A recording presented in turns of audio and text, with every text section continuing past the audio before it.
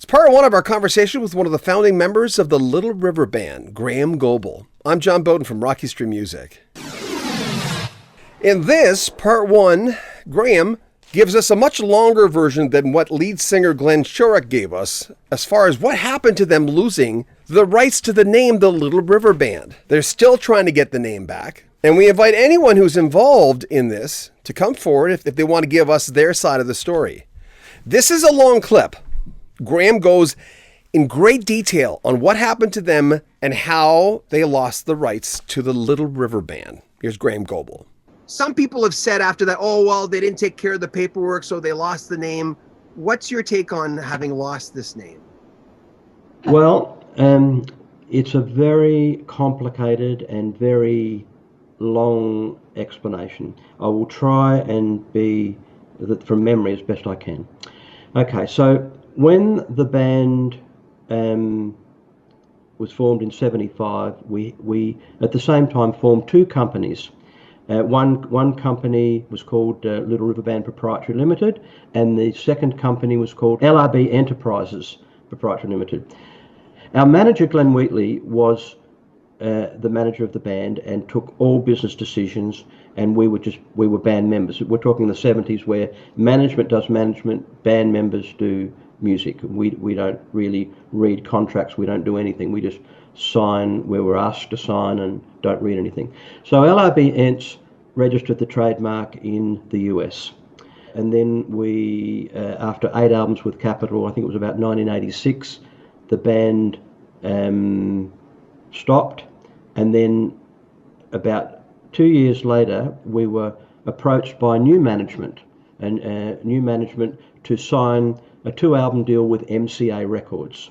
Okay, so we had our 8-album deal with Capitol Records, and all the royalties still get paid, still to this day, to our company that signed that deal with Capitol. So then the new album, the new deal comes in. So this new band ended up being myself, Glenn Shorrock, Derek Pellicci, the 3 originals, but we had Steve Housden and Wayne Nelson in that lineup. So the management said, okay, we need to get documentation. We formed a new company because the company that was with the original members was still signed to Capitol Records.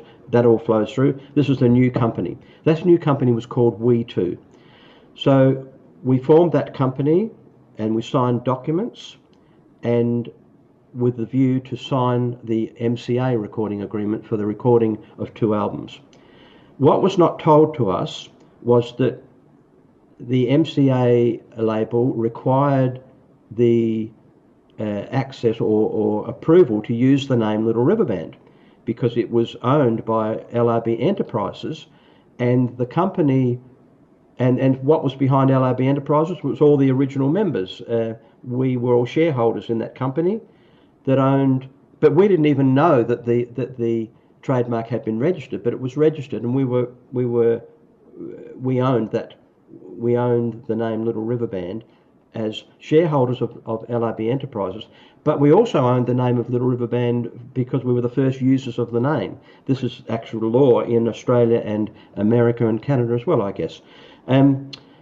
So what management did is that they went to Glenn Wheatley, who was the director, or one of the directors of LRB Ents that owned the name, the trademark, and said, we need to get an assignment of the Little River Band name, or a license or something, to our new company so as we can sign with MCA Records. And so what ended up happening there was that Glenn Wheatley, not licensed, which was the big probably mistake, is that Glenn Wheatley signed a document to transfer the ownership of the name from LRB Enterprises to We2. This happened in 1988. So that the name got transferred out of the ownership of the original band in 1988, and nobody was told anything about it. It was done between the two managers, Glenn Wheatley and Jeffrey Shoecraft, I think, Palmer Shoecraft. So in 1988, we've got this new band over here being We Two, and nobody other than management knew that it owned the name Little River Band. The trademark was actually there, and in return, Glenn Wheatley received I think a 1% override point on our first MCA album.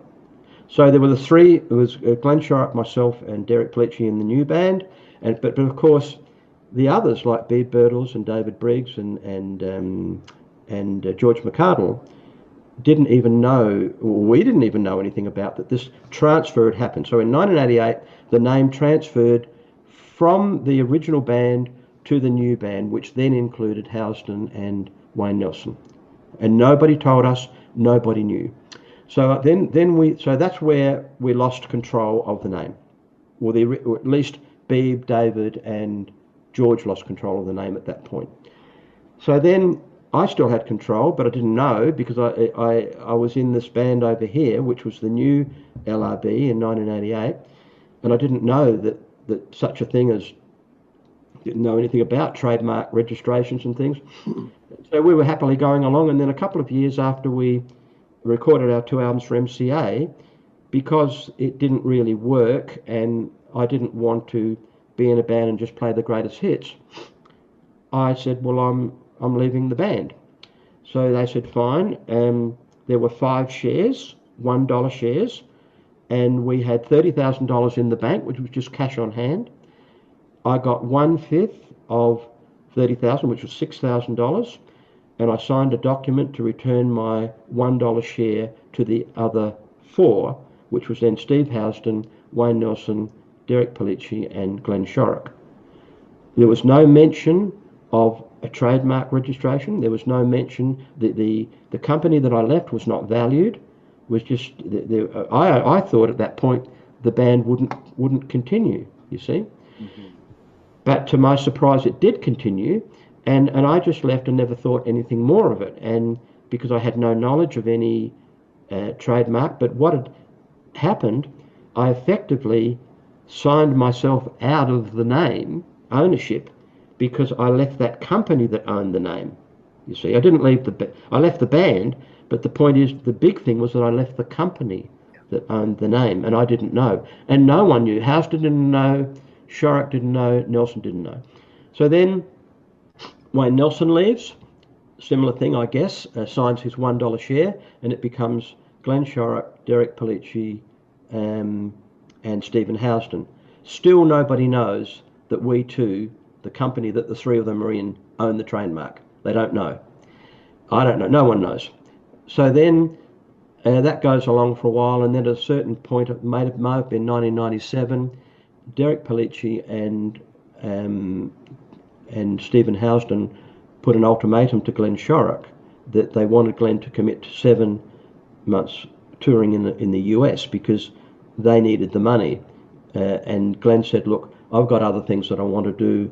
I don't want to do, I'll give you, 8 weeks or something, but not 7 months. I don't want to do that. So then they sought legal advice from, and they found out that because they could use their 2/3 majority to force Glenn that he either had to do it or he had to leave the band. And so the band was, or the company was valued, and Glenn received 1/3 of that valuation to leave the band. And I assume that at that point they would have discovered, this was Derek, Stephen, and Houston and Glenn, they would have discovered that actually the company was worth something because it actually owned the trademark. That may have been the first time that those 3 knew that this was a valuable thing. The trademark was actually owned. We've got something here because we've got the name. And so, but at this point, I didn't know what was going on. I didn't know anything about these negotiations. Beeb and David Briggs also didn't know. So then Glenn took his settlement. Then Pellicci and Houston went on as a partnership, all with paid musicians. 10 months later, Derek had had enough. He left and sold his 50% share to Stephen Housden, and then he owned the company which owned the name. And so that's how it happened. And at that point in 97, 98, none of the originals, we didn't know that this was going on, you see. So the name had gone, Housden owned 100% of it, and we didn't know. So then, early 2000s, I met Glenn Shorrock at a function, and we laid plans to put the original band together. And our original plans were to put the original band with Derek and George and David and Beeb and Glenn and myself, not Stephen and Wayne, but just the original band that had all the hits. Steve Housden found out about this and immediately launched court action. And our response to it, well, why would he do that? We're Little River Band. I mean, we didn't even know of the existence of a trademark, let alone the fact that it had been transferred out of our control to this new company, which now Housden alone owned and controlled. So we march into the federal court and very confident that, well, there's no way we can lose this. We are Little River Band. And then suddenly, on about day 3, after spending some hundreds of thousands of dollars on this case, this assignment document that Glenn Wheatley had signed was tabled and said, well, you don't, there is a trademark in existence that Stephen Housden's company, We Too, own, and you don't have the right to use that trademark, and you cannot perform as Little River Band. And we were devastated, we were shocked, because our legal advice was, well, you really can't do anything about this because Wheatley has signed this assignment. And we said, well, we don't know anything about that. But then they said, but your signature, this is me, your signature is on this document. And I said, well, I've never even seen this document. And they said, well, at some point, maybe back in the 80s, you've signed this document. Because I never read none of this. Well, you'd be doing a rehearsal. Management would walk in and say, okay, we need to do this. You know, we're doing a merchandise deal to sign here, do this. You just sort of sign here, sign there, not read anything because you're trusting that your manager is, you know, if you're employing someone to do something for you, you don't sit down and check their work. You think, well, is this a good deal? Okay, we'll buy this property. Okay, I'll just sign here. That's a good deal because our manager is advising us to do that. So at some point, my signature got on this transfer document, but the interesting thing is that my signature was not even needed because I was not a director of We Too or of the LRBNs that own the name. I was not a director of any of those things. So they actually made a mistake because the second director was Glenn Shorrock. Glenn Shorrock should have signed that assignment document, but they didn't even do the due diligence to find out that I wasn't the director. It was actually Shorrock and Wheatley. So anyway, and then Derek Palici, of course, similarly, has no memory of ever signing. He signed on behalf of We Too, of which he was a director. So the assignment went to We Too. We didn't know anything about it. And then we found out on that day in 2002 that our name had been signed away and we had lost all rights to it for no compensation. None. Zero. The Little River Band name was never for sale. We would have never have been interested in selling it.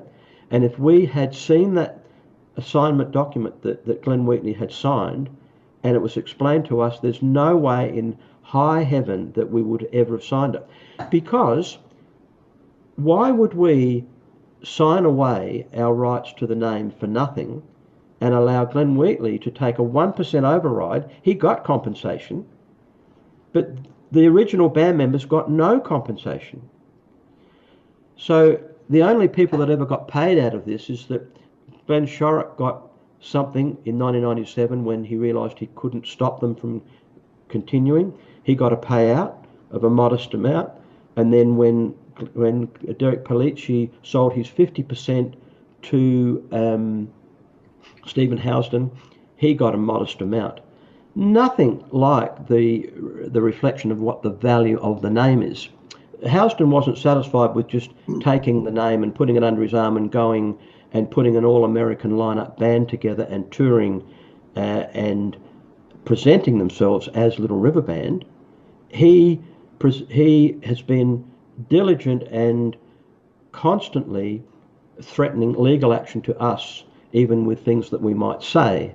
I mean, there was an interesting thing in the Rolling Stone magazine this year, in January 2021, where in Rolling Stone magazine they said a fake version of Little River Band continues to tour playing versions of the hits.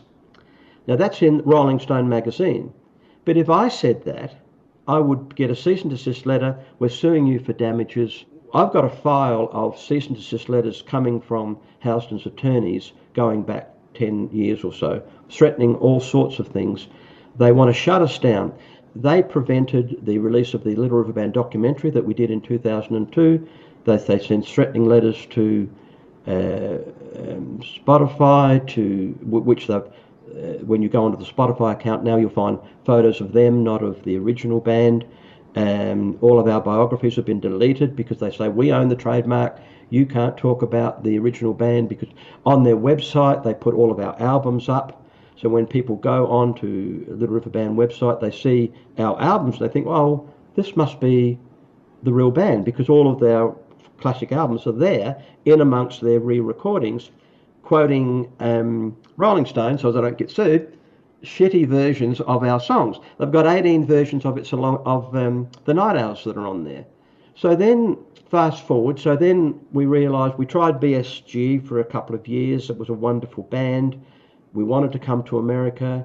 We thought, well, okay, we've lost the court case. We can't use the name, but surely we could say Beaudin, Goble, the founding members of Little River Band. That might be enough.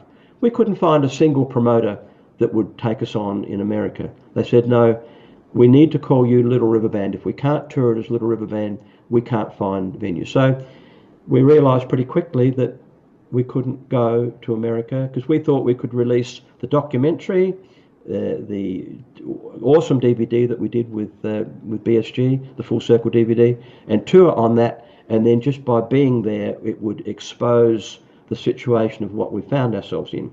So that didn't happen. So anyway, fast forwarding now, so basically after we did BSG, we decided, well, there was no point, because we couldn't get back to America, and that was that. So we sort of accepted it all, and then meanwhile the American band continued to tour every year, often using videos of our performances, often using our recordings to advertise their shows. I'm sure many people would have thought that there would be one or some original members in the act that they were going to see. Many people got very irate about that, and it got very heated with some fans giving very difficult communications with the band. And so the American band eventually geo-blocked Australia from there, because they were getting so much abuse. And so for 3 years, they were, I think it was between 2015 and 2015, 16, 17, I think, roughly the time, they had no activity in Australia. When Stephen left in 2007, or roughly, he then just licensed the name to Wayne Nelson, and Wayne Nelson runs the band out of the US. So it's Stephen's income and Wayne's income as well to tour this band. So in America and other territories.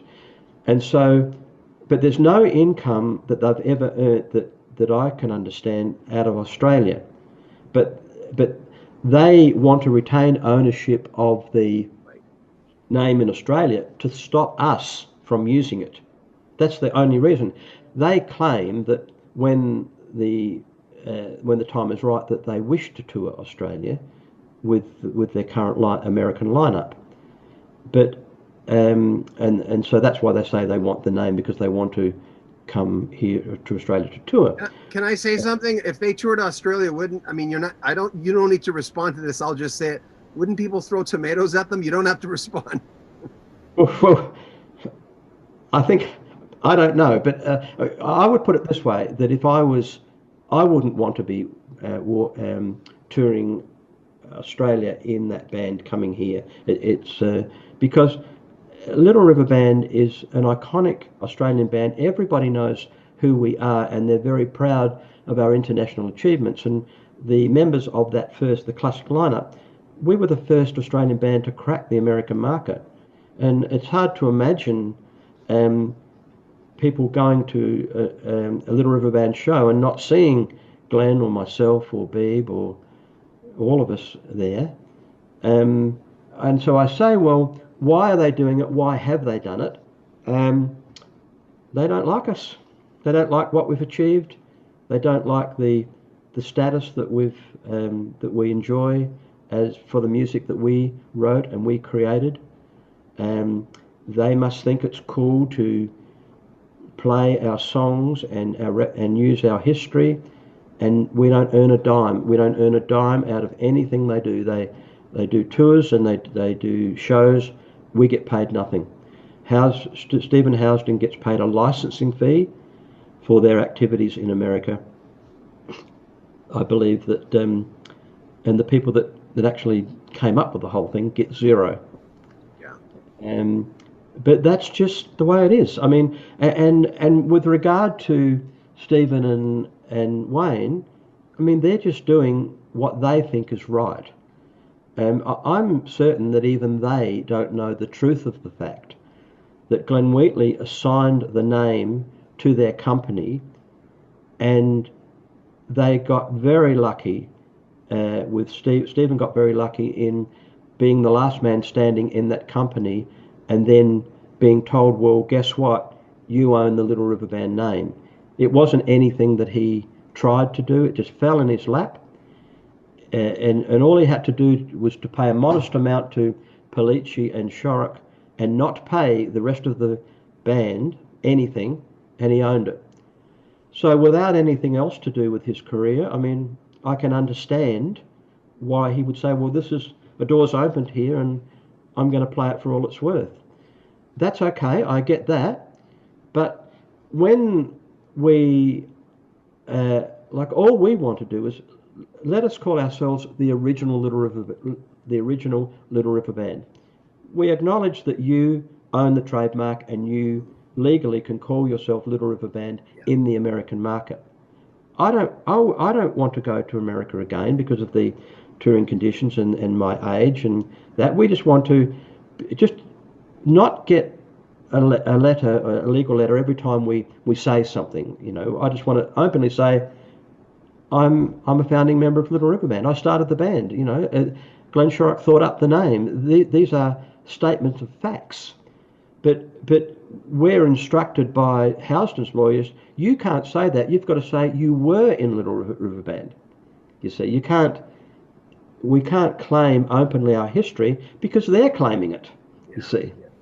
And then what hurts a lot is that when you go on Spotify and people say, oh, I'd like to download Cool Change. And so you go on, and many people, and even on playlist, by default, they download a version of Cool Change sung by Wayne Nelson. It's not the version that we recorded that Glenn Shorrock sings. And the unsuspecting public don't really know the difference. They think, oh, yes, it's Cool Change, and they don't really know that that's not Glenn. It's actually a completely different record, because all of our hits have been re-recorded by the American band, and it's quite confusing if you go on there and you're not a student of what has happened. You can easily download stuff and you even see it on Amazon.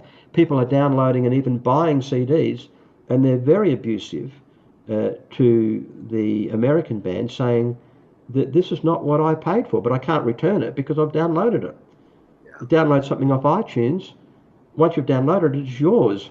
And if you've downloaded a version that says Little River Band, greatest hits, but it's not the original, it's completely no one that played on the hit. It's a bit concerning. No, it's just not right.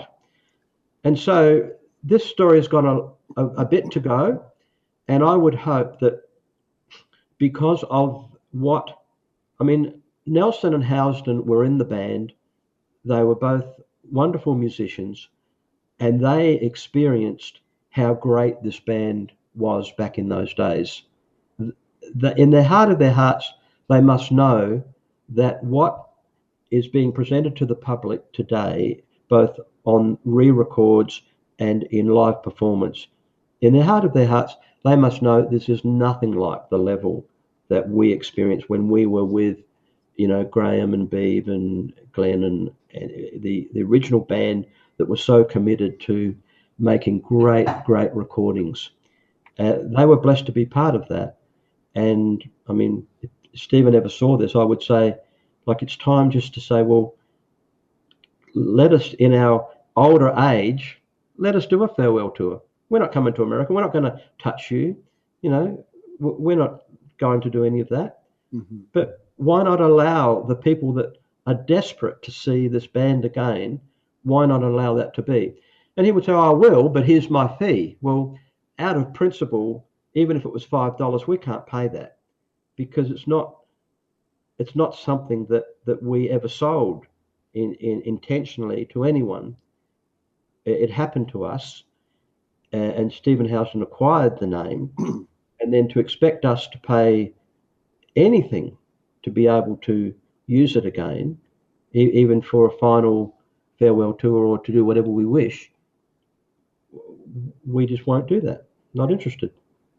Because it's a principle and it's a morality involved here. At some point, you got to think, well, okay, is from Stephen and Wayne's point of view, they've got to think, well, okay, I've earned a living out of this for a long time, but what has the price been? What's the price been to my health, to the angst that comes towards me, the deception that possibly some people may have discovered when they go and see a band that they thought they were seeing and it isn't that. I wouldn't like to be part of that, but that's what they've chosen, and that's just the way it is. And maybe if I could add in that I think is important is that the thing that probably has brought me to the point of stating this as carefully as I can is that, for instance, I wrote a song called "Someone's Taken Our History," and then there's been a couple of posts, but there was one post the other day was, "You sold the name, stop whining," and I'm thinking, why would I write a song like "Someone's Taken Our History" if I had sold the name? Why would I write? I mean, I'm not stupid. Why would I write a song like that? And so for someone to make a comment like that you sold the name, stop whining, this perception or this lie that, okay, we got all this money to sell this very famous name and we walked away and now we sort of want it back. Another person said, it's like you sold the house and you want the keys to the house back. Well, we didn't sell the house. Mm-hmm. It didn't happen that way. It wasn't like a commercial transaction where Houston said, well, how much do you want for the name? You're not going to use it. And we said, okay, well, here's the figure. And he says, fine, I will buy it from you. And that didn't happen. He lucked in, he bought the company, and the company owned the name. It's like you having $1 million in the boot of your car, and you sell the car and you don't realize that there's $1 million in cash in the boot, and you sold the car for $500. That's what happened to us. There was this golden thing, the trademark name Little River Band, that was taken away from our ownership without our knowledge, and that's what happened. And Houston did not pay the original members that owned that name for that name. All he paid for was Glenn Shorrock's leaving the company and Pellicci leaving the company. When I left the company, I didn't get anything other than my $6,000 because I didn't know the company was worth anything, because I was not told that the name was owned by that company, because I would never have accepted it. That was part one of a long series we've got with Graeham Goble talking about the hits and the history of the Little River Band. Make sure you comment on our videos and subscribe to our channel, share our videos, and buy a t-shirt. Help support our channel. I'm John Beaudin from Rock History Music.